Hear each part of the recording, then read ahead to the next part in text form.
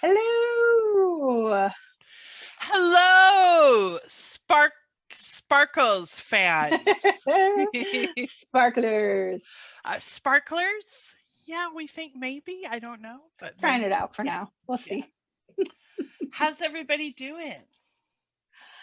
Well, it's been kind of a crazy week. We were just talking about that, but I have been listening to the album we're going to talk about today, Indiscreet, a number of times. Yay! So I'm super excited. I know, like Melanie and I have been texting each other for the past couple weeks, like, I can't wait to talk about Indiscreet. I can't wait to talk about Indiscreet. So Yes. yeah. Where do you want to start? Should we start with the We should sparkles? probably Yeah. start with drinking. I It's been an intense period since we last recorded, and I think I speak for many when I say it's Friday afternoon. At least we're recording this on Friday afternoon. I don't know what time and space it will be when you listen to this, but I'm ready. Yeah, what do you got today? I'm ready. Ooh, pink I have coffee. Le Vert Frère, or Levert, if anyone remembers that great 80s band Levert. I believe they had a hit with Casanova. I was a big fan of that song, actually. Still am, I think.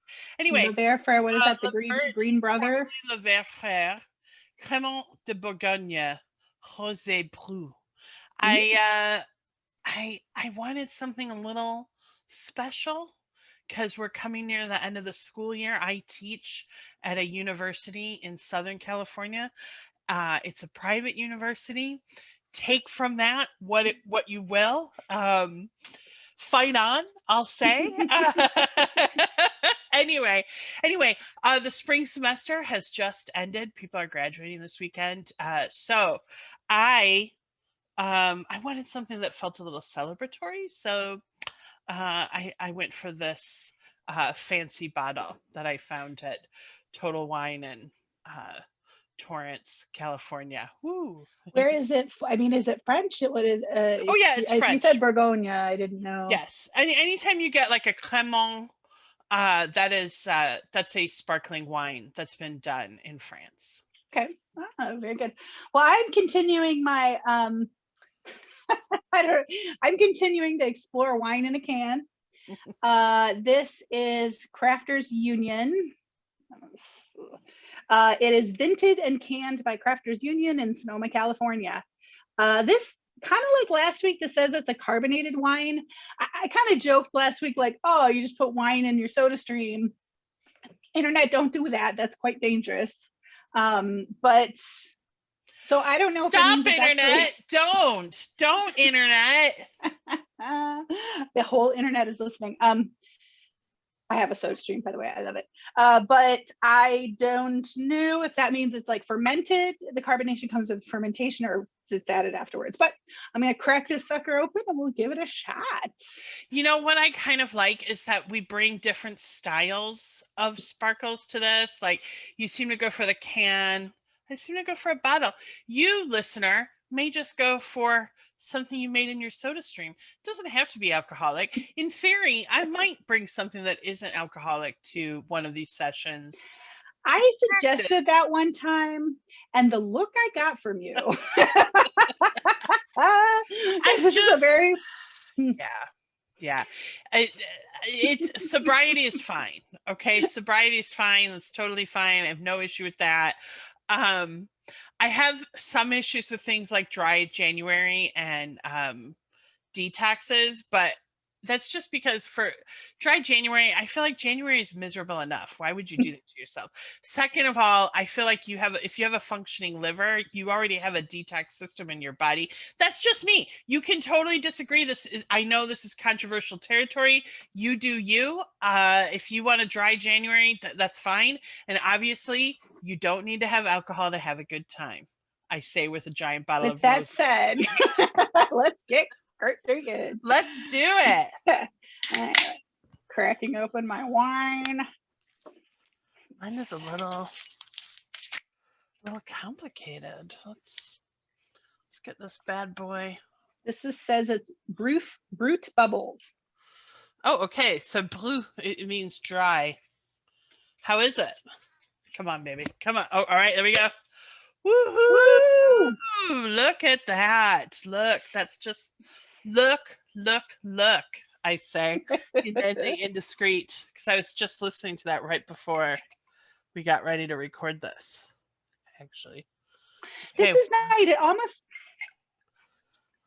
the bubbles are a little bit more like a Vino Verde bubble, like a light mm-hmm. bubble, but it tastes a little not oaky like a Chardonnay, but it definitely has some like body to it. What are your feelings on Chardonnays? People have a lot of feelings about Chardonnay these days. I mean, I used to hate it. I really only drank red wine, but as I got older, I don't hate it. Don't love it. I'll drink it. Sometimes it hits a spot. It's oh, that looks beautiful. That's Cheers. nice. This is light.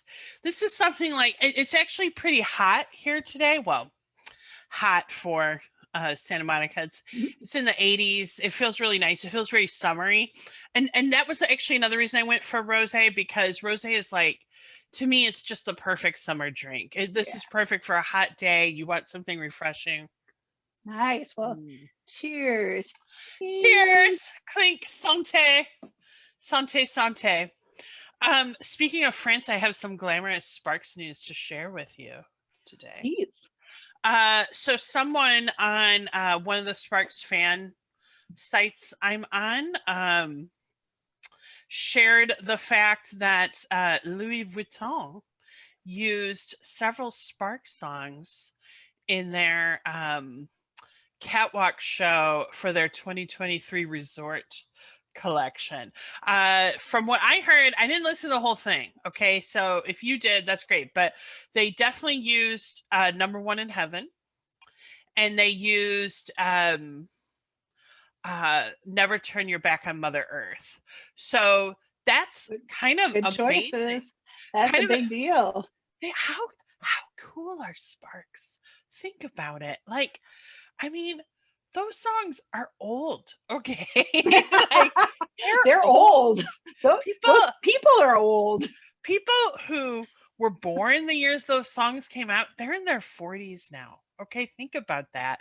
But that music is being used in a fashion show for next year's, the 2023 capsule. I think it goes collection. to the time traveler concept, you know, like we are going to talk about Indiscreet today, and boy, there are so many moments in time, like musical history, time, musical future. I just love it. Yeah. Well, I also brought today, well, this was a little bit of a whim. They're champagne gummy bears. Okay. You know, since I'm drinking wine out of a can, I'm not too worried about my palate. Okay, do you? All right, do you? Do I'm not, your thing. I don't only drink wine out of a can. It's just a phase. It doesn't matter if you do. It doesn't matter if you do. It's handy for the beach. If you just want one, you don't need to have some sort of stopper. Okay. According to these, they're made with Dom Perignon vintage champagne. Why waste it on gummy bears? Actually, that's a good point. These must be like Dom Perignon champignon. Champignon means mushroom. So Dom Perignon champagne.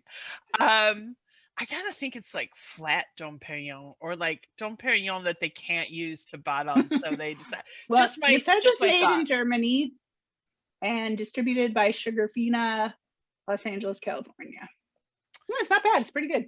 They're not, you know, sometimes like my mother really loved champagne cake, which is a very sweet cake, or at least in the US, it's quite sweet, and it's made with a very sugary frosting.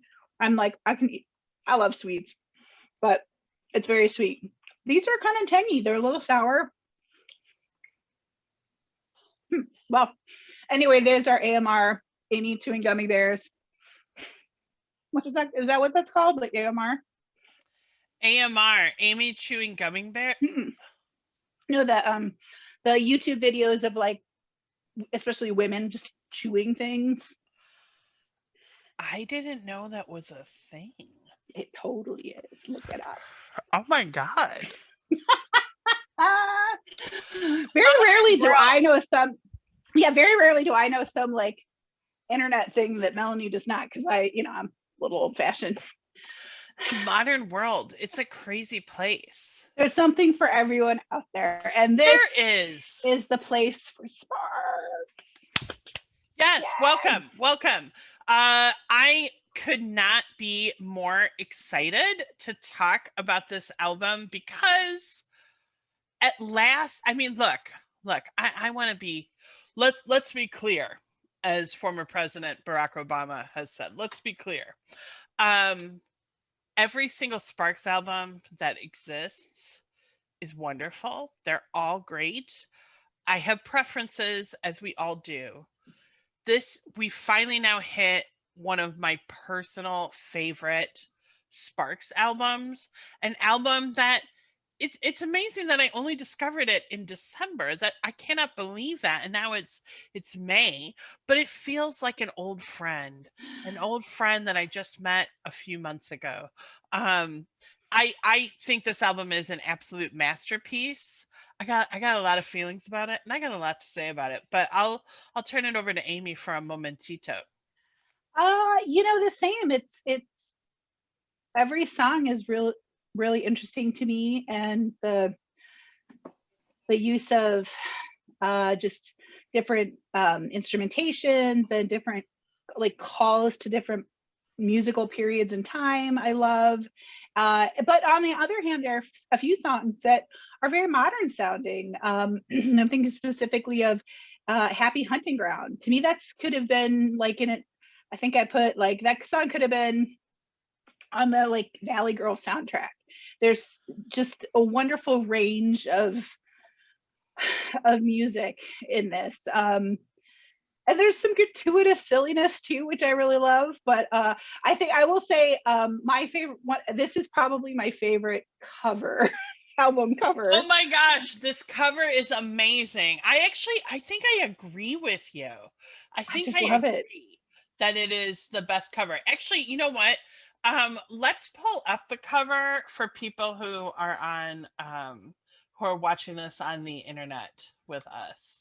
The other thing, when I was looking at the cover, I've spent a lot of time looking at the front cover, which is such a hilarious moment in time.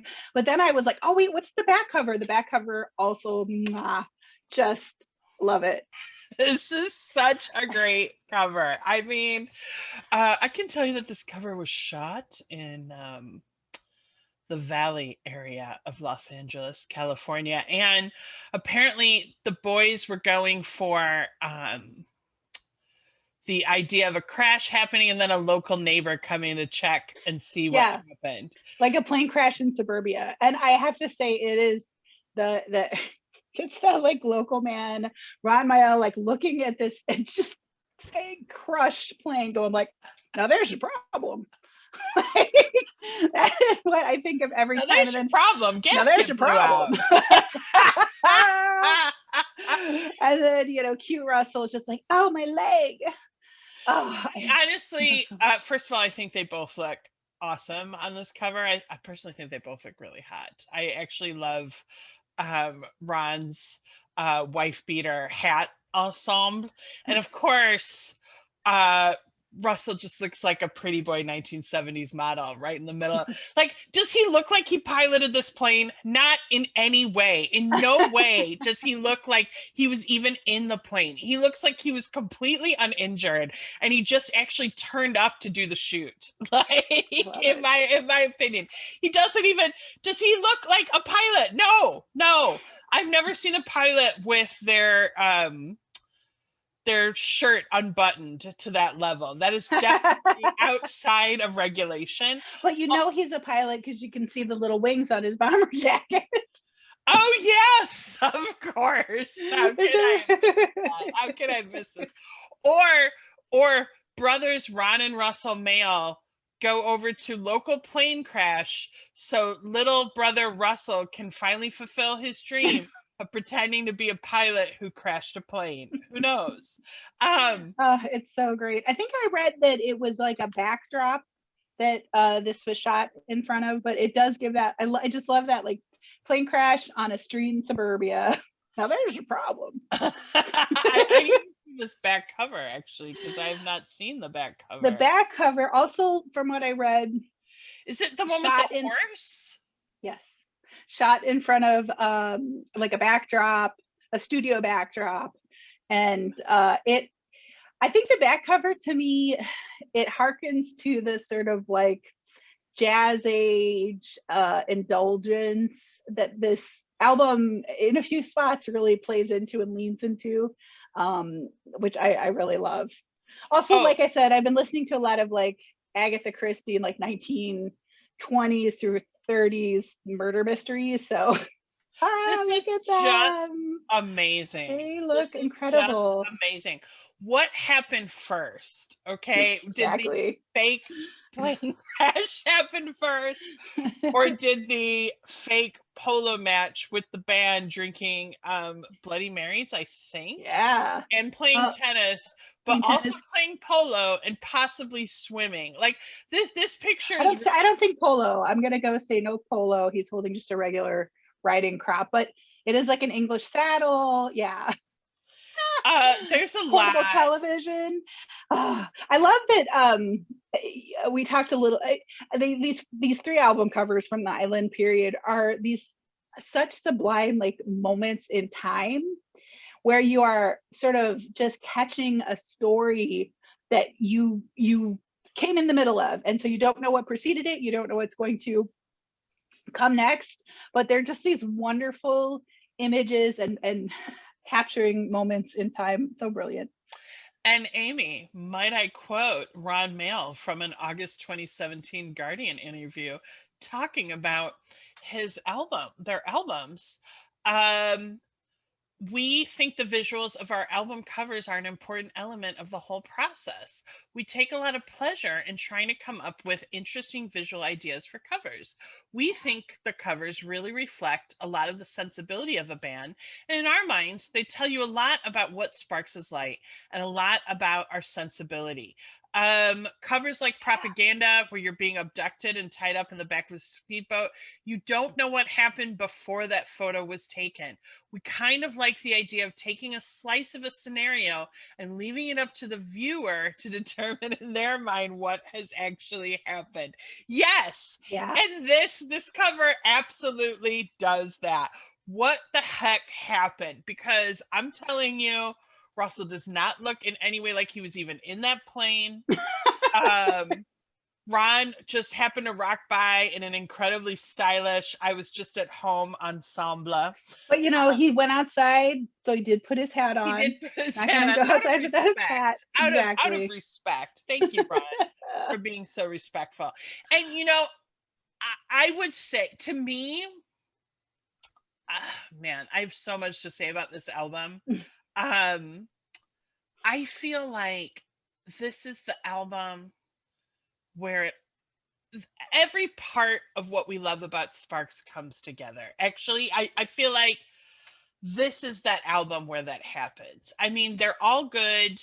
To me, the Half Nelson Sparks album and then Woofer and Tweeter's Clothing, they're great albums, but they're quite experimental, and they have the feel to me of Sparks finding their feet. Where do they want to go as a band? What do they want to do? Still trying to figure stuff out.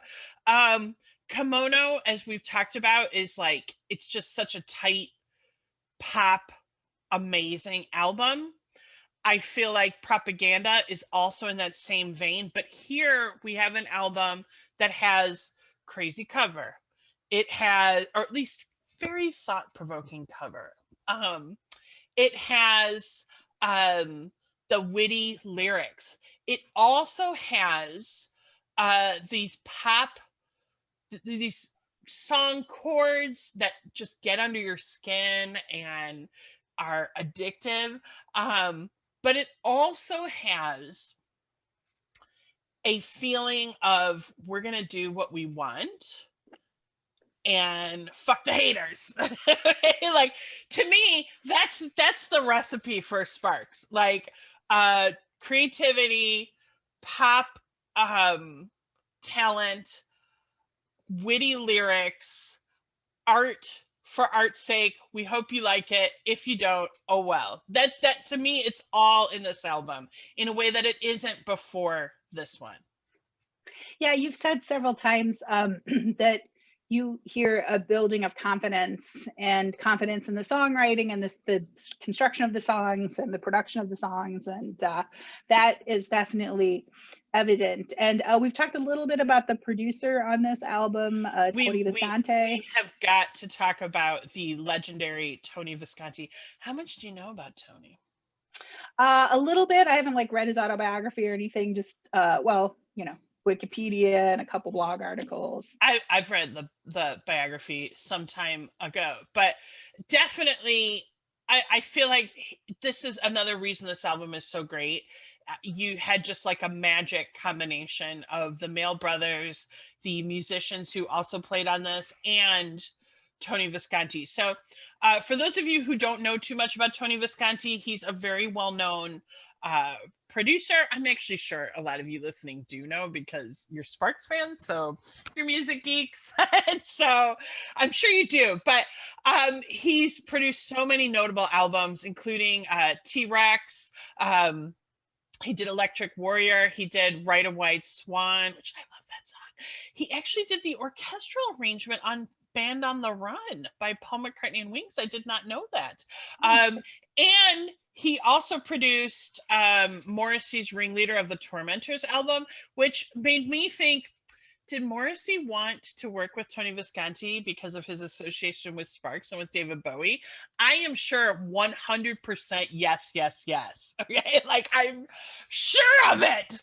But anyway, he's most famous for his work with David Bowie. He actually started working with David Bowie in the late 1960s. He produced The Man Who Sold the World. He produced Young Americans. He produced Heroes, among many other David Bowie albums. And he produced David Bowie's last album, Black Star.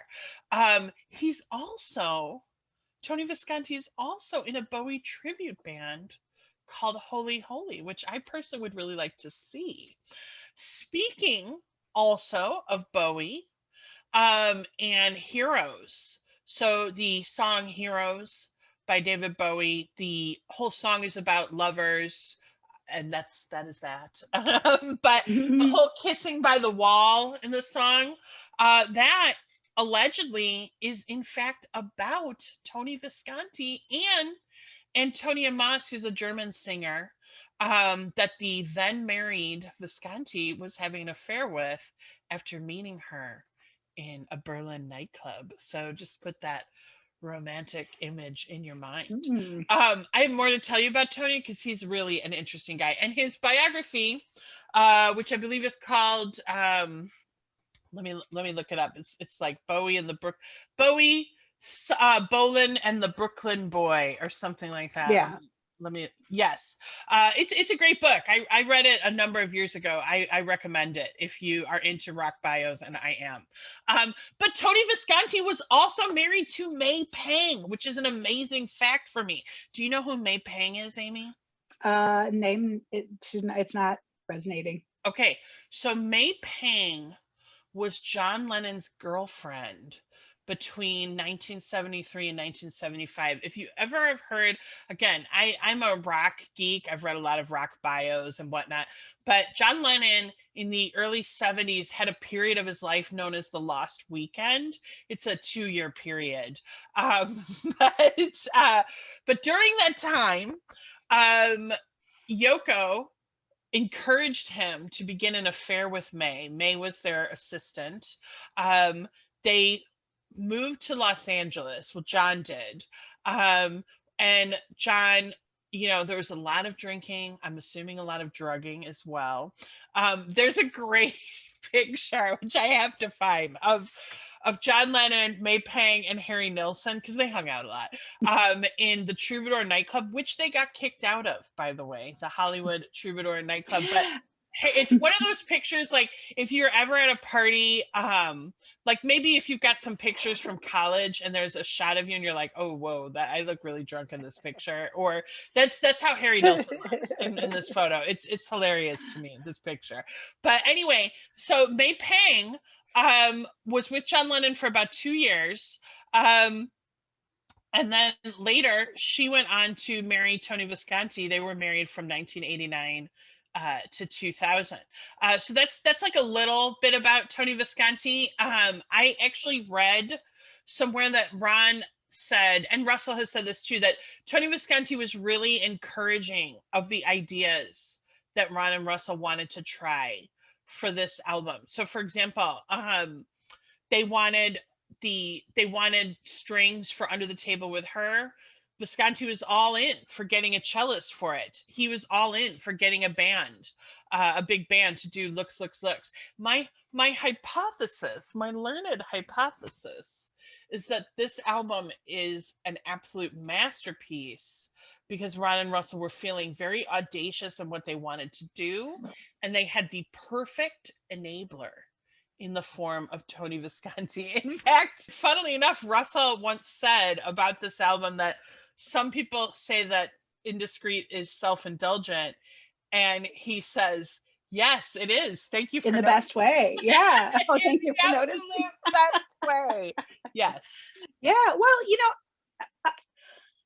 I will say there's a lot of instrumentation in this, and I can see how, I can see how Visconti, went and got those musicians and probably led this recording sessions. I don't know how it was produced. I didn't see a lot of information about how the strings, the marching band, or that, like you said, the big band were contracted and included. My understanding is that they hired some session musicians and kind of went off and recorded these more the instrumentals, and then layered them into the songs. But they play such a huge part in this album, and I just love the variety, and I love the quality is excellent. So honestly, from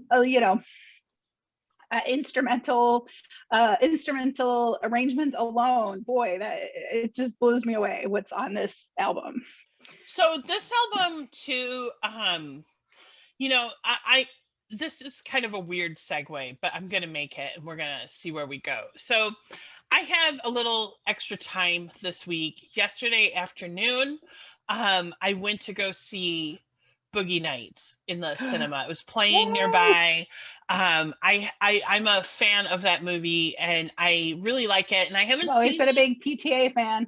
Yes. I haven't seen it on the big screen since I saw it in previews in 1997. So I was very excited to see it on the big screen, and it was great. It was really great. So just coincidentally enough, I went and saw Boogie Nights. It just so happened that Blade Runner, which is my husband's favorite film, or one of his favorite films, was also playing on the big screen yesterday. So I actually had this crazy day where I went and saw Boogie Nights. Then I took a bus to a different cinema and I watched Blade Runner in the evening. I was like, basically, it was like 8 hours of filmmaking. Why am I telling you this? Because both of these films were done by directors who had these like just insane visions of what they wanted to do. So Paul Thomas Anderson, actually Boogie Nights came out of some weird idea. He had this kind of tongue-in-cheek, goofy,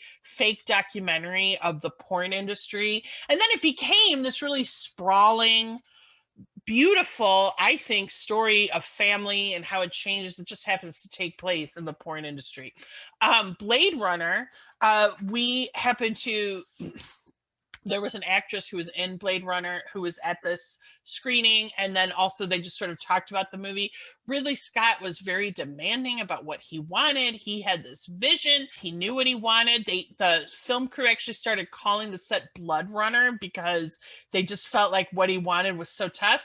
But what did they get in the end? Masterpieces. And this morning when I was thinking about Indiscreet, I was like, there's an artistic vision here too. I think coming off the heels of the success of Kimono My House and Propaganda, almost certainly Ron and Russell had some power that they were able to use. They wouldn't have been able to get Tony Visconti to produce them if they weren't making a name for themselves. And I think they were able to really drive creative vision on this album in a way that they maybe weren't able to do to such an extent in the past. And then they had someone like Tony Visconti who was really willing to go there with them. And the budget, my understanding is that there was a lot of investment in this album, and so they could go, you know, have these orchestral arrangements done and added as part of the backdrop of the album. Yeah, I almost think they wanted to create sort of their own Sgt. Pepper's Lonely Hearts Club. We've said that before, and there were several points where I wrote like, it's a little Sgt. Pepper's here, a little Abbey Road here, but Sgt. Pepper's came up a lot when I was listening to a couple of the various songs. Yeah, and to me, this is a Sparks masterpiece. I feel like it's insulting almost to their later work to say it's the best album they've ever done, but I would put it in the top 5, if not top 3 at least. I feel like they've had some other real masterpieces, particularly in their later time, but this is one. And interestingly, in an interview that they gave in 2017, they said this was their favorite album of the 70s, which I agree, which is really saying something, because you've got Kimono and you've also got Number One in Heaven in this album. But they did a lot of shit in the 70s. I mean, they produced like 5 albums came out. So I can give a few notes on production, just like besides Tony. So these facts that I'm about to give, they again come from Madeline Baccaro's blog, which is at madelinesparks.blogspot.com. I've read several of her articles. Really great yes, stuff. Thanks, Madeline. And I actually managed to connect with her. Yay! Because, you know, Sparks fans, the ladies, they linger. Wonderful. This album was the third one for Island. It's the conclusion of what I consider the Island trilogy. They started recording it in the spring of 1975 at Good Earth Studio in Soho, London.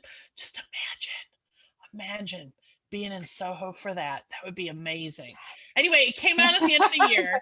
I was just thinking that room must have just smelled like sweat and cigarettes. And probably and magic. Ladies of the evening, because you know, Soho's known for. Well, I know, I just meant that room and the studio, the recording room that they were in. Cigarettes and magic. And ladies of the evening, why not? It's funny you mentioned the cigarettes, because I found a quote a little later. Because Sparks have worked with Tony Visconti after this. They are still, I believe they're still on good terms with Mr. Visconti. But Russell made a joke about working with Tony Visconti and a French band. I'm so worried I'm going to say their name wrong. Les Rita Muscos. Les Rita Muscos. I'm assuming it's Les Rita Muscos, and I apologize to everyone who's screaming the correct pronunciation at this recording right now. But anyway, Russell's comment was, Tony managed to get 2 French people to stop smoking in the studio, and I think that's the biggest accomplishment of his entire career. That's a pretty good one. Pretty good one. Oh, that's awesome. Anyway, this album was the least commercially successful of the Island records that they did. It charted, it reached number 18 on the UK album chart. It only got to 169 in the US. And Get in the Swing and Looks were released as singles. They reached Get in the Swing got to number 27, and Looks got to number 26.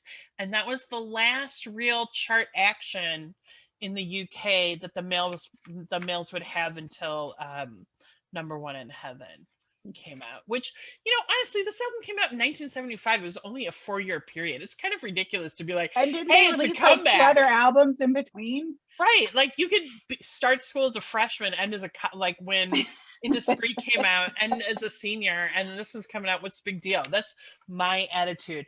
Interestingly, want to bring it back to at least Blade Runner, which was a commercial flop when it came out, but now is seen as one of the greatest films that's ever been made. Personally, I think this is, if not one of the greatest, it's up there. To me, this is better than Kimono, which I know not everyone is going to agree with, but I think this album is better. I think this is one of the best rock albums that's ever been made. I'm going to go there. Yeah, well, a couple of things that I thought about as I was listening to this is that the songs in this album, and again, may have been partly I don't know why, but the songs in this album feel much more mature in terms of song structure. And I've mentioned on a couple of the previous albums that, they kind of like to do the old switcheroo, start the song in one place and then switch over to somewhere else. And I don't get that feeling very often in this album, especially like the side A. The beginning of the song, you're really in the song from the beginning through the end. I feel like there's just more finesse in going from like change up to change up in the songs on this album than, and maybe a little less jarring or change on the dime. Now, not completely. There's certainly a couple of examples like How You Getting Home, which very purposefully, I think, switch back and forth between styles. But I just feel like as individual songs, they sound really cohesive songs within themselves. Yeah, the other thing I would say is that, to me, as good as Come On to My House and Propaganda are, to me, they both to some extent sound like a product of their time. Like, I would say Come On to My House doesn't in some ways, but in other parts you can just really hear that 70s sound to it. Like, it does have a 70s vibe, and I feel like Propaganda definitely does. Like, Propaganda really feels very 70s to me. Not entirely. There are songs that are out of time in those two, but Indiscreet, I feel like it could have come out yesterday and it would sound like it could be it could be completely new. It doesn't feel like it came from that time, and yet it does at the same time. Like, there are aspects, there are definitely moments, yeah, and even those covers, like I actually think Without Using Hands is the most 70s sounding.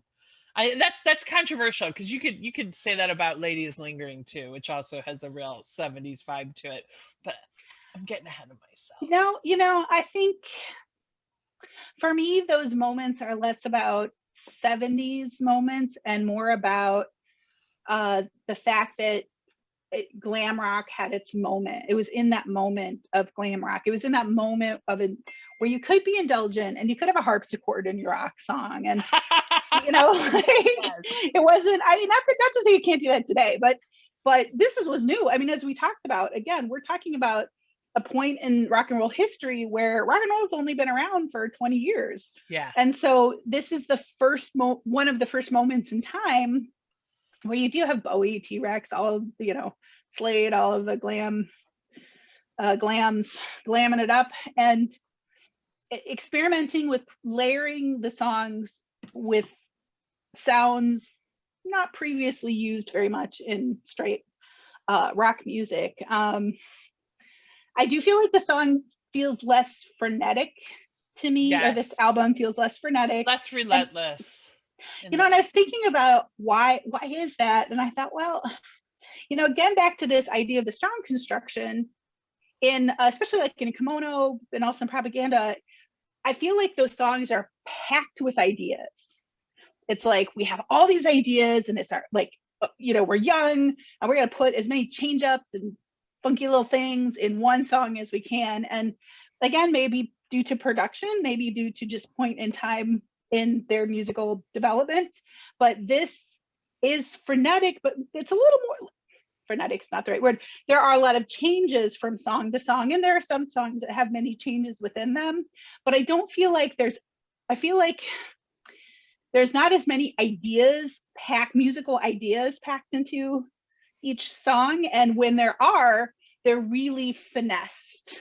in the song. So I'm thinking specifically like Get Into the Swing. There's a lot of musical ideas in there, but they're very, very well managed and finessed.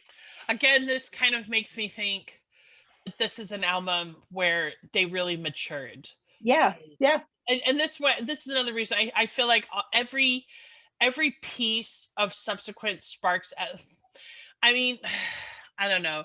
They certainly had issues. We will discuss some of the issues they had on future recordings, but all of the pieces of the Magic Sparks puzzle are together in this. They all came together in a really great way on this album. The witty lyrics, the great craftsmanship, the art for art's sake. Hope you like it. If you don't, oh well. I feel like it's all there. The great album covers. I know I said that, but I feel like it is part of that piece of maturity.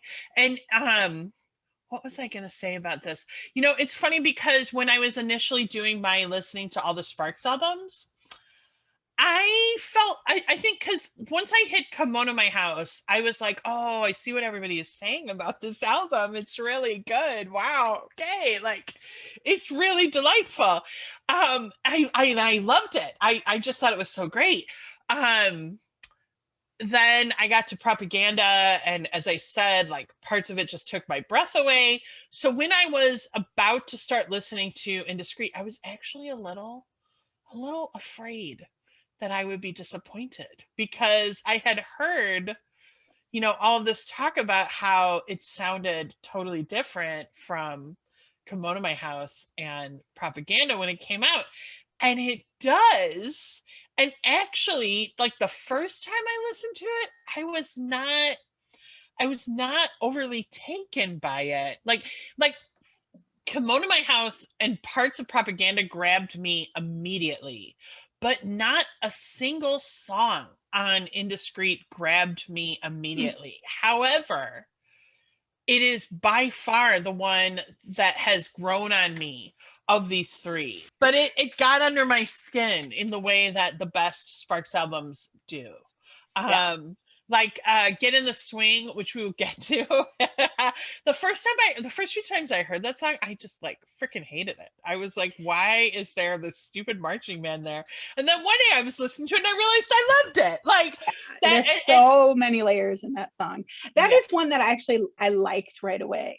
But I was surprised because I was like, normally I don't react like this. But anyway, yeah, we're going to talk more about it. But I can absolutely see kind of, I mean, there are some places where it's like, well, I thought I was listening to like a rock album. I don't have to listen to some string quartets. I can totally see how this would have been like if you've had this experience. I'm sure you have had this experience. So like when I was in high school, I was a huge fan of New Order. I loved them so much. I was obsessed with particularly when I was a freshman in high school, I was obsessed with the New Order Substance 1987 double album, which to this day I still really love. But anyway, then 1989 roll around, I was very excited for New Order Technique, and it came out and the sound felt really different, and I just didn't really know what to make of it. Like looking back, I feel like that's a great album, but at the time I was just like, okay, but this isn't exactly what I was expecting. And I am sure many teeny boppers felt that way. Like they were hoping for BC, they were hoping for more songs about girls, and they did get songs about girls. They just got like sort of twisted, you know, tits were once a source of fun and games at home, you know, songs about girls at home. Yeah. Shall we get into the tracks, the actual yes, tracks? Please. Okay. So let's talk about Hospitality on Parade, which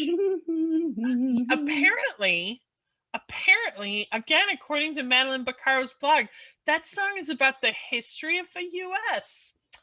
I didn't know that. You know, I when I was listening to it today, I was thinking like there's such an aspect of imperialism to the song. And I didn't necessarily specifically think US, but I get that. And part of me was like, man, it's like Russia invading Ukraine. But I can get how it's a little bit of the American story as well. We all are someone special. We're the customer is king. Ron Mail, I bow down. I bow down to your lyrical prowess. Yeah. I love, okay, so a couple of things musically that I love that in the song are, I love that it kind of toggles just these moments of being like a gospel song and a march. And then, so at the beginning, you get these kind of strong, it's a strong downbeat 4/4 song, and it's just piano and like some sustained organ. In fact, a majority, like the first half of the song is really, the instrumentation is really just piano and vocals and some synthesizer of some type. I don't know anything about that. But then you get these little like upbeat moments where some vocals come in, then have some tea and tobacco, Jenny meet your master. We got a little clapping on the 2 and 4 beat, which, as I've mentioned before, is common in like a swing or a ska type of sound. And then you get taken into, I think, some quick like 16th notes when they get going, like we speak and we sing. Da, da, da, da, da, da, da, da, da, da, da. So it gets into like that again, into that sort of marching sound, and then back to piano. It's really nice. And it's almost, we're not quite at the end, but we're getting to the end of Russell's pretending to be British period.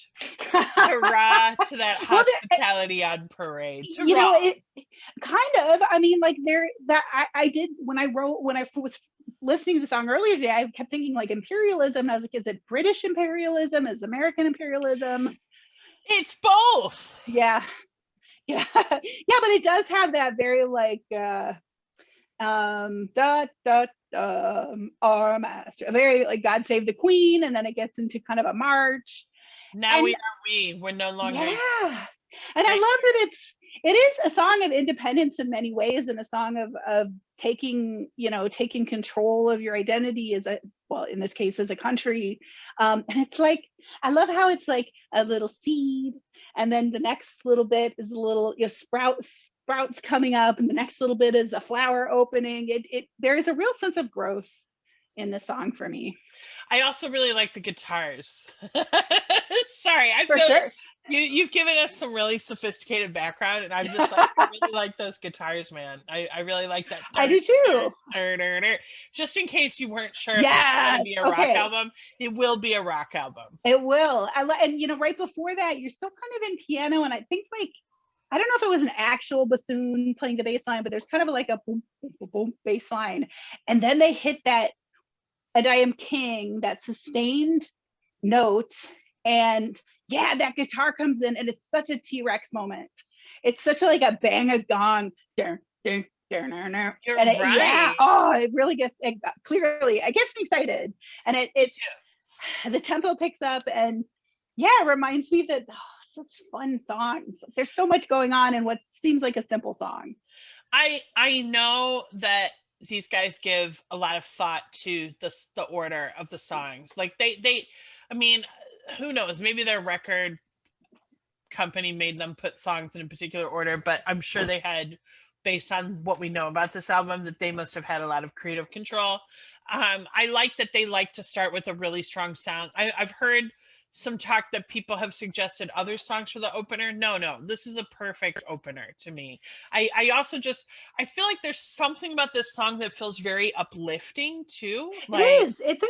It's an uplifting song. Like when I said it's half march, half gospel song, to me, I do believe that there is that sound of hope in it. And I love even when they get like, I'm special, you're special. But then they've got a little descant high note where he's going, I'm special, and I'm the king. I love that part, actually. Yeah, we've talked many times about how Sparks has a lot of like songs that sound happy, but when you read the lyrics, they're actually fairly depressing. But this song, actually, to me, the lyrics are actually very powerful and engaging and hopeful. Sounds like the type of lyrics a guy from America living in in the middle of a dreary Rainy. February night, right? Maybe. I don't know. I'm just throwing it out there. Oh, Shall we move so on to Happy Hunting Ground, which I'm chomping at the bit to talk about. To me, Happy Hunting Ground is our first opener in the pantheon of problematic Spark songs to be discussed at a later date on a later episode of this show. And actually, even on this even on this episode, possibly the next one, the question of are Sparks a feminist oriented band will be addressed, but we'll be looking at that in a different song. But to me, this is our first entrance into kind of creepy lyrics from Sparks. Why do not I? the first time for me. I think that Propaganda had some problematic. Which ones? What would you Well, throw we on? talked about last time, like something for the girl has everything, like shoving things into her mouth to shut her up. Don't leave me alone with her. I think that there are other points where I know that you have a different take on a couple of those songs, but yeah, that's just my take No, on it. you could be right. We can add those. One day we will do a discussion, and it will be songs from Sparks that make us feel slightly uncomfortable in 2022 or 2023 whenever we record this. But Happy Hunting Ground is definitely written from the perspective of a guy who misses the days when he could just troll for girls at school. Like that is definitely 100% what the song is about. How to say it so as not to offend. You're still inside. It's okay. I mean, that's creepy. We'll start there. It is, but it's so funny because you're always about the lyrics and I'm always about the music, and like, which is great. I think this is just, if I just musically, this is a really good rock song for me. It's a good, it's song. And it's surprising again to me. It's like from another time. It sounds 10 years ahead of its time in terms of instrumentation, and I love that there's like a little like 3-note motif, like bum, ba, ba, ba, ba, ba, ba, ba, that is played by almost each instrument at least one point in time throughout the song. But it just is like kind of a rockin' tune. So yeah, I guess I'm willing to forgive. I forget. You know what? It was 1975. Like, we were still spreading and never smile. They always demand what they drive. We were still 5 years away from Woody Allen having a hit with the movie Manhattan, which is essentially about his relationship with someone who's still in high school, and that was released without any issue, to my knowledge. So no. You do have to put the music within the frame. You can still, and look, when I say these lyrics are slightly problematic, to me, this is just my opinion.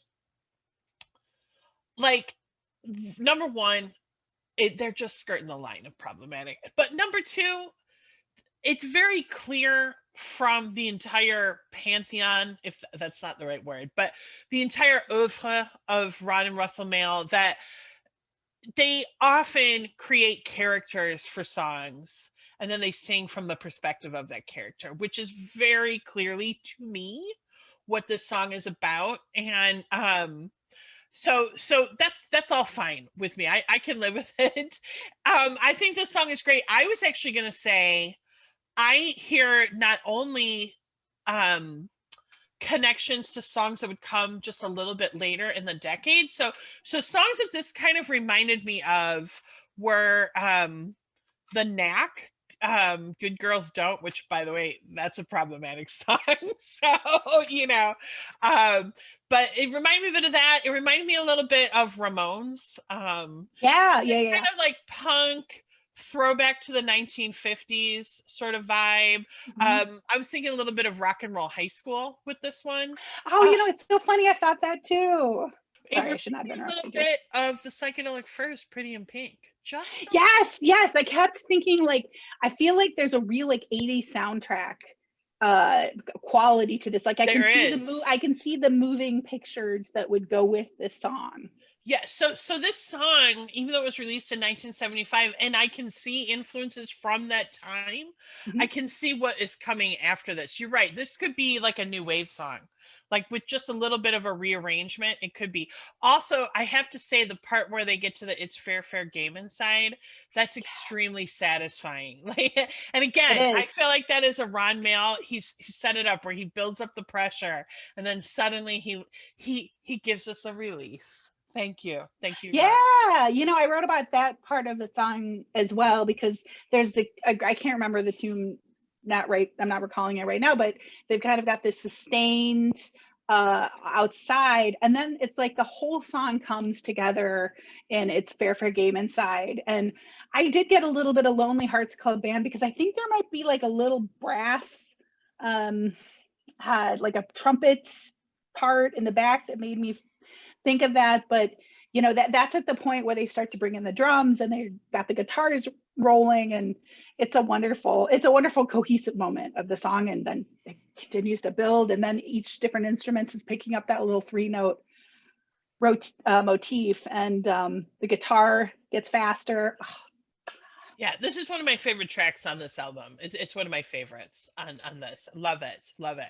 I I will say this is a song where I forget about it unless I'm listening to the album. But then when I come back and listen to it, I'm like, oh, the song is fucking great. Like, it doesn't stick in my head. The melody, the subject matter does not stick in my head as much as a song like Tits, for example, really does. And we'll obviously have so much to talk about there. But That's so funny. Tits, I find it's hard for me. it's a hard one. It's a hard one, but I get that, Get in the Swing. I mean, these are the songs that kind of get uh, stuck in my brain afterwards. get in the swing is like it is a put it's a stinging nettle song. It's a Yeah. song that you brush against it and then it gets under your skin and you can't get rid of it and you're just like wait what's happening.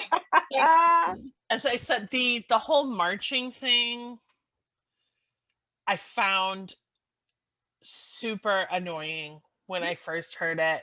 It has grown on me a lot. The parts I really like are those middle bits of the song. I Yeah. just think they're absolutely gorgeous. But why don't you tell us what you think of this song? Well, we skipped Without Using Hands. Oh, we did. Oh shoot, we did. Oh my Oops. god! Oh my god! We can talk about them in a different order, but let's No, not. no. We were gonna come back. Sorry. Oh no. No, no, no. Oh man, Without Using Hands is great. It's got this is the first song of the album that to me really uses more of a jazzy swing, golden age, soft shoe, Fred Astaire, Ginger Rogers type of sound to it, that we hear in other songs later in the album. But this really takes me back to that more jazzy sound. There's a couple of chromatic scales that I think lean into that. So I think when they sing "As Long as Their Powder Was Dry" and "With or Without the Protection of the Ritz Hotel," those are those little, they make it kind of a jazzy sound for me. And I was thinking about this and like this sort of 1920s, 30s throwback sound. And that was actually kind of a popular thing at this point in time. And It was. this is after Bonnie and Clyde came out, which had a huge impact on fashion. And this, I think the Sting had come out a year or two before this. So there was kind of a resurgence at this time in the media with having sort of this throwback to 20s and 30s. You're right. And I think that that's to me very, very prevalent. And what I love about the song is there's something it starts out very sexy to me, sensual, and then kind of interesting, and then you get some dramatic irony. But we'll dig into that a little bit more. What do you think about this one? This is one of the creepier songs for me. I like it. Yep. I like it. I agree that there is some sexiness to it, but I also think there's some extreme creepiness. But I'm also totally down with that. It's like a little prelude to Funny Face for me. Yeah, kind of, yeah. But this idea of kind of the grotesque, there is like first of all, the song is called Without Using Hands. Okay, so when I first heard this song, I'm just picturing a bunch of people with no hands, and that's just Oh, like creeping me out. Plus, that's not. the end of the song, the manager's gonna live his entire life without using hands, so that's something that just kind of sticks with me. For me, I like the journey that you go through, because when I said it starts out kind of sexy, it is because there's this line that says every single Parisian will love tonight without using hands. Oh no, you're 100% right. And then we get into this background that becomes really horrific. Also, how do the French children get disciplined without using hands? That's another. Do they get bitten? Like, I don't want to. I don't know. No, you're completely right. I'm just telling you, the first time I heard this, Yeah. Oh yeah. Those beginning, the sexy Frenchmen, just using their tongues or whatever they were doing. I missed that part. I went straight to the bomb and the manager. Who's horribly maimed for the rest of his life. But actually, that's one of the things I really like about this song, is that it paints, it's an amazing wordplay picture. There's so much happening in this song. So much. So very briefly, to me, the story of the song is, you hear the Ritz in Paris. It's, you get this sort of sexy French kind of vibe, and then it flips to like a narration by a father, and it could be American, it could be British, but clearly it's like a father talking about their trip to France, and here are the slides that Mary took, and Jerry, will go your sister, and I love the idea of this father being like a total Francophile when nobody else in his family really gives a crap about France. Like, but he's like, sit down and let's sing La Marseillaise, like just this and then you get into the weird thing with the only way children are punished in France is without using hands. And then you go into this bridge, which brings a very grandiose sound when they're singing "What a lovely city, city, city, city," and you have got these big piano chords, bong, bong, bong, bong, and slow arpeggios. It really grows beautifully, and you get that lovely na na na na na da da da da da da da da, and then it scales down, and it leads us to what I wrote in capital letters: dramatic irony. The last verse is about how the hotel that they were at was bombed, and nobody was hurt except for the manager, but his face looks okay. Yes. And then the remaining, at least his face looks well. The remaining of the song is the manager is going to live his entire life without using hands. And then I love the ending, because Russell sings this repeated line over and over again, but he sings it like a bunch of different characters. Yes. Like sympathetic, dismissive, playful, sad. And he just keeps singing without using hands, without using hands, without using hands, like just these to sell this without using hands. But what was I going to say? Maybe that's why the song has the creep factor. It is creepy. Really high, because to me, all of those little sort of vignettes that are told in the song, it's like all of the day-to-day life that happens before something like a bomb goes off. So to me, all of that action is actually happening around the same time. Like, tourists are going in and out of the hotel. Lovers are having sex with each other. Children are getting disciplined, and also the hotel's going to get bombed. Like, so to me, that bomb is like, it's everything that happens in the story is leading up to that moment. That's my take. And it sounds more like a terrorist. And I don't know if that's what it's supposed to be, but I think that because of throughout the course of my life, terrorism has really developed into this type of Boston Marathon, hotel in Fiji, whatever. I can't even name. There's so many, I can't even name them. Yes, and it was in its somewhat infancy, modern day terrorism. But I wanted to just talk really quickly about Russell's singing on Without Using Hands. Like, to me, he's approaching it very much as like a cabaret singer. Like, there's such like a Weimar Republic cabaret feel to his performance on this. And whenever I get to this one, it just really strikes me how he sounds so different on every song in this. Like, he's really kind of getting into if you think about Hospitality on Parade, Happy Hunting Ground, and then Without Using Hands, the way in which he's singing those songs is very different on each one. So not only was Ron, I think, trying to challenge himself with creativity in terms of the music he was producing for this and the lyrics, but I think Russell was also trying to challenge himself in terms of what he was doing as a vocalist. So to me, this is a song that I think Russell sings just absolutely beautifully. Like, it's to me one of his best songs that he sings. It is great, and I think if I recall, I'm like, even though I find it creepy. It is creepy. I mean, yeah, please don't get me wrong. I said it was sexy. Just that one line is sexy, but then once you agreed, it's weird. Like, but I can't remember what is her name. Baccaro? Is it the Madeline Baccaro? Madeline Baccaro. In her blog post about this album, I think she had a quote from Tony Visconti talking about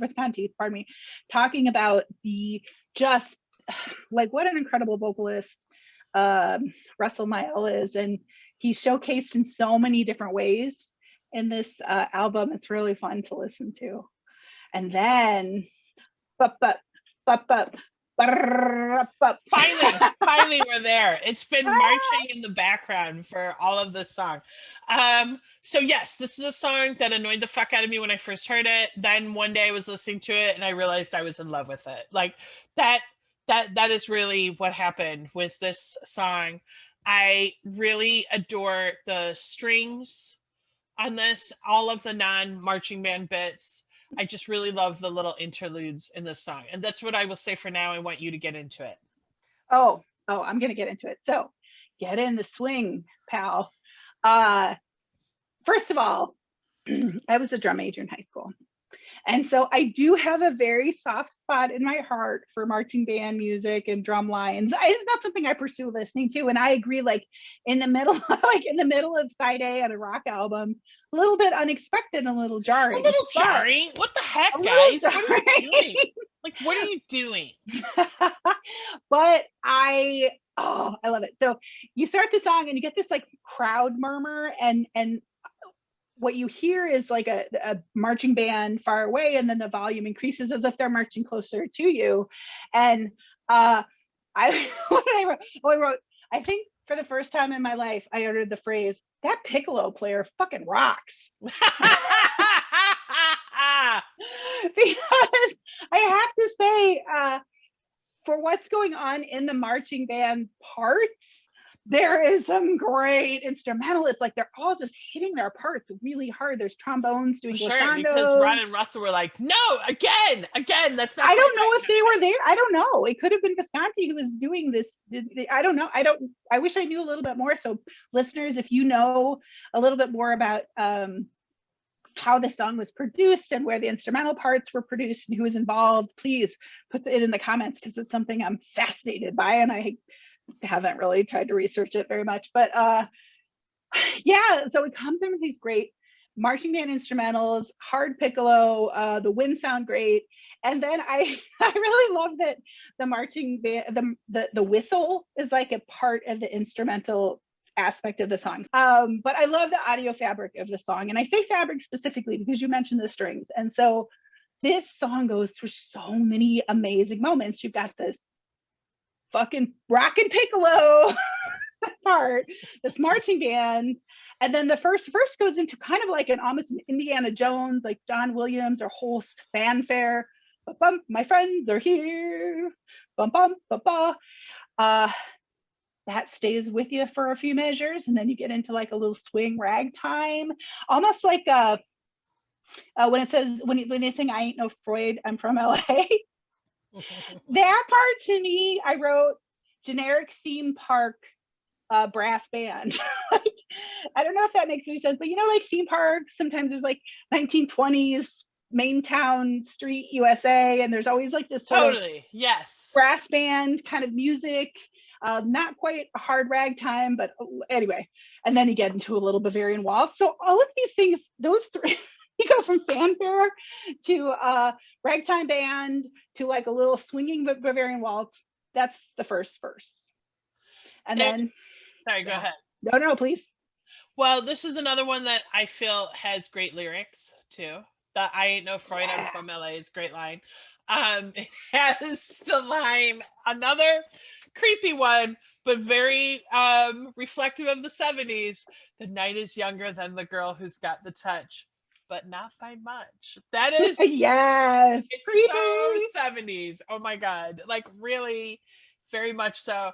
I also just love the whole idea of God getting annoyed with you for about a questionnaire, which to me is a little echo in time that will be revisited on Hippopotamus and What the Hell Is It This Time, but we're not there yet.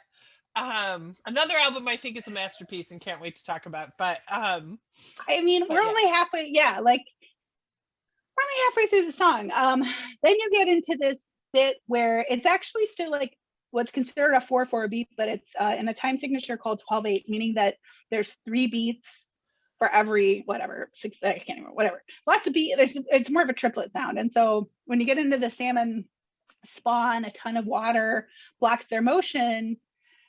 You then have strings. So at that point, you have strings. Love them. And it's like such a lush ballad part of the song, but they do a nice little scoop on the notes, like meow, meow. It's very like it's very swirling and seductive. You know, you're talking about the Parisians not using their hands as seductive. Those strings are very seductive to me. Like, yeah, do it. Yeah. And it gets into this da, da, da, da, da, da, da, da, da, da, da, da, and it just gives it a totally different flavor. Then vamping piano comes in. We get a little Sgt. Pepper's, little brass coming back in. This is super Sgt. Pepper's to me. Yeah. This is, I mean, come on, they've got the band. Like, do we think they were trying to create a Sgt. Pepper style album? I think yes. I really do. I don't know. There are influences of that of that idea of using non-rock instruments to create certain sounds. And then we get back into the drum raises back in with some 16th notes, and you get back into back into the swing of it all. And I do think that all for one for all part, that is always interesting to me because it feels a little off kilter to me. It feels a little like weirdly syncopated, though it's not.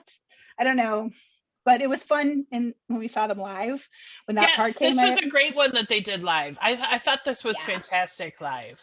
Yep.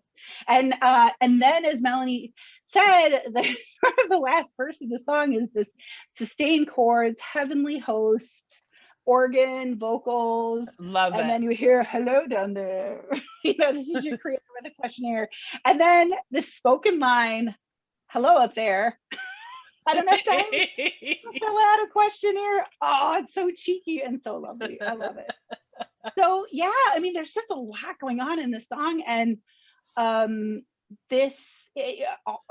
the last time you hear the refrain, if you really listen to it, you hear actually all of the instruments you've heard before in the song. So you've got the marching band, you've got the strings, you've got again some brass, you've got the organs, the vocals, like all those little bits and pieces that you heard all come together for the final verse, and it's just a rich sound.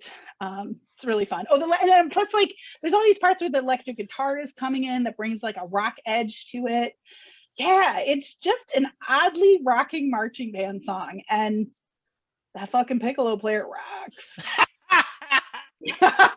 And I played the flute, but nobody indicated that I had any talent playing the flute. And honestly, I gave it up. It was fun. It was fun for a while. Instrumental playing, you got to learn a lot of conformity, but also musicianship. It's a lot of layers. But let's get out of. So now we're going to get out of the marching band and get under the table with her. Okay, so this is the one I wrote the least about. Here, all I wrote about at the table with her. Not one of my favorites, but I love the strings and the lyrics are really sweet, actually. There you go. End of review. End of review. I do like it, but it is not my favorite. What do you think about it? Well, I think, like I said, I was surprised in the tour that this was one of the songs that was played, and you said, well, it's because it was used in the movie. And I thought, I've only seen the movie once. I gotta watch it again, the documentary. But I know Ms. Melanie. No, it's fine. It's just I'm part of the crew that apparently has no problem rewatching it a number of times. But no, do I just haven't gotten to it yet. But yet is that word. So I think that they play this song, I think, when they talk about why this album wasn't as successful or why it was a little considered pretentious or alienating. But what I think of whenever I listen to this song is that part in Velvet Goldmine where they're going through the phase where it's like a Versailles, like Marie Antoinette, Rococo period. I don't know if you remember the photo shoot. Oh yeah, that was a great photo shoot. Little like come on, kids, we're putting on a show. Yes, heart shapes like beauty marks, and that period. Silk breeches, powdered wigs, and I do think that I get that flavor. That, and again, it was like kind of a little bit allowed in glam rock to go to that Rococo like period and be rather indulgent. And I don't know, it's just a fun piece and lovely strings. They start out quite simple, but as you go through the song, again, they layer little variations in. I think halfway through they put in some winds, some recorders or wooden flutes, until you get towards one of the last refrains when they come back to dinner for 12 was now dinner for 10. If you listen, you actually hear a spoken bit underneath. Yes. It sounds a little bit like a butler announcing, like, yes, dinner for 12. So there's just little like layers and variations throughout the song, and it is a sweet song, and it just ends in a nice sustained chord ensemble cut, and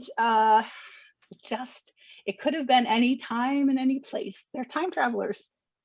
They're time travelers. I still contend that that's a real distinct possibility. I wanted to say something else about it. It's funny because the title is Under the Table with Her, which sounds like it's going to be sort of dirty, but actually the lyrics are very sweet and innocent. Yeah. They're about like two kids playing under the table, which, kids do that. So yeah. That's another thing. It's a little bit of a head fake in that way to me. But yeah, it's not my favorite. Probably, I don't know. I'm a rock chick generally. Sure. So this is a slower song. It's very string focused. I can enjoy it. It's whimsical. But I wanna get down a little bit. Yeah. So maybe that's a reason I don't like it. That is very valid.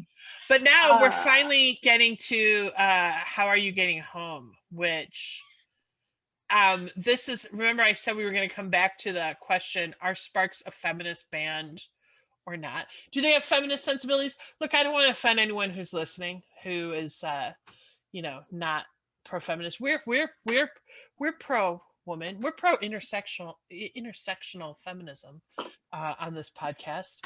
I would say this song definitively proves that Sparks are a feminist band. Do not agree. I do not agree at all. But I love the discussion. So yes, now I'm eating more champagne gummy bears. Okay, watch out. Take care. Watch out. Go. Do it. Go. So I absolutely adore this song. It is one of my favorite songs on here.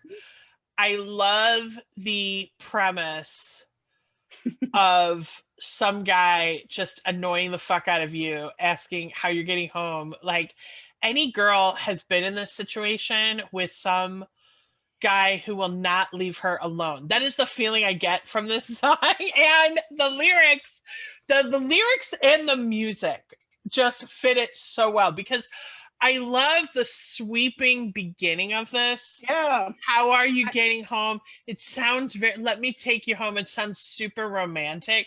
Like I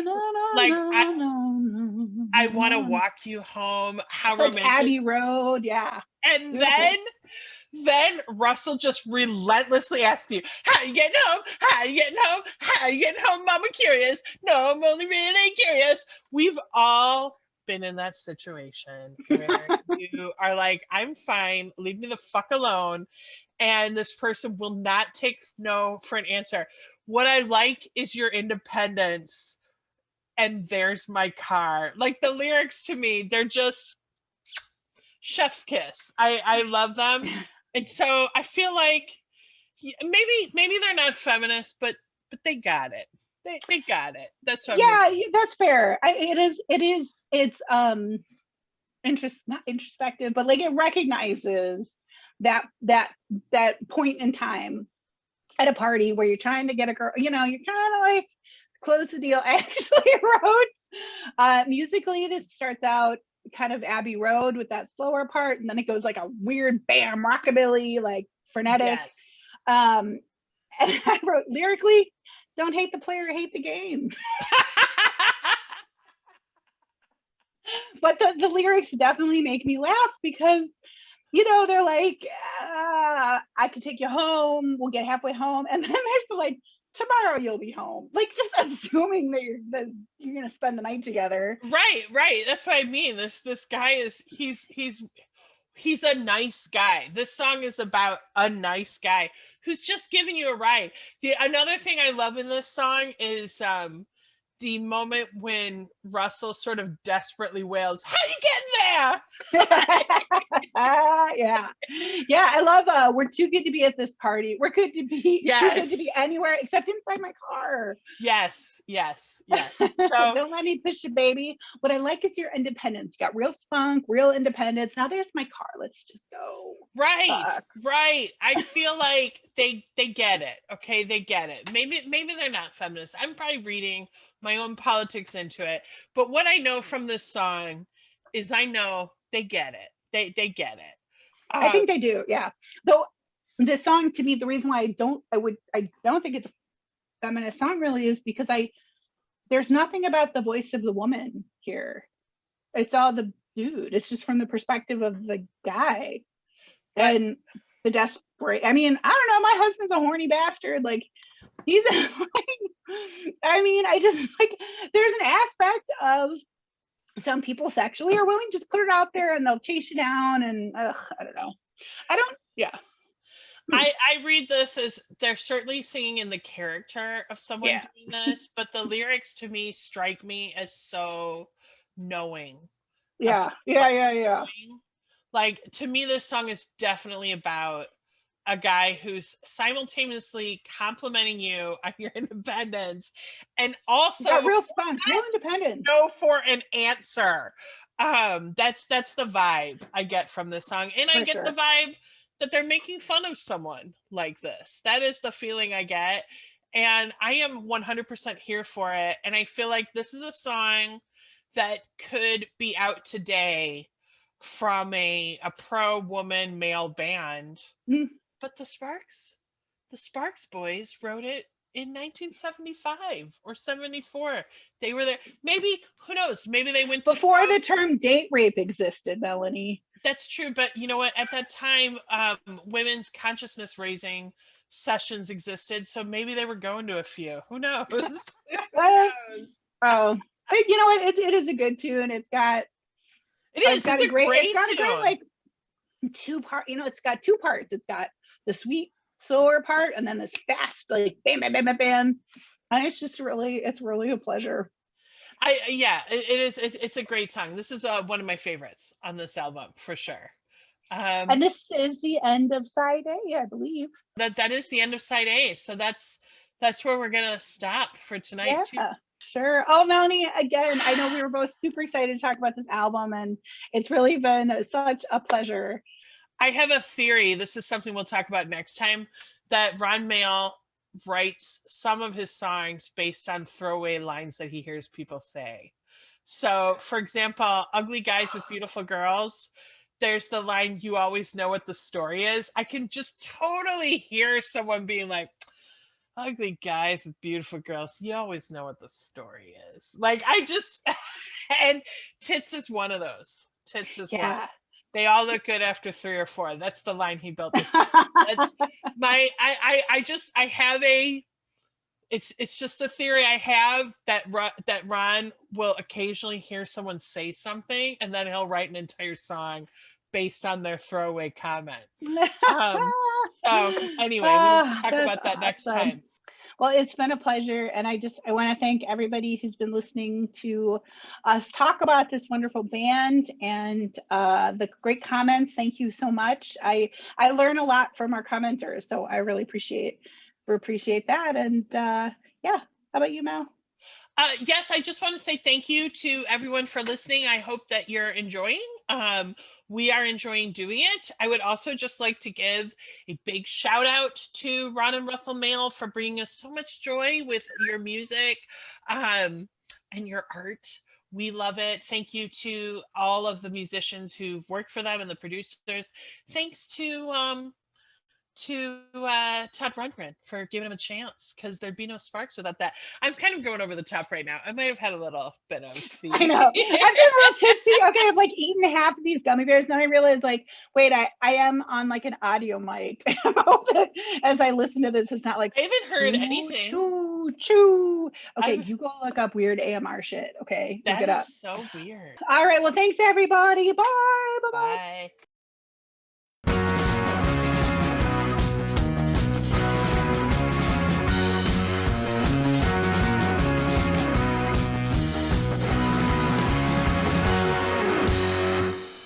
If we can't be happy, then neither can you.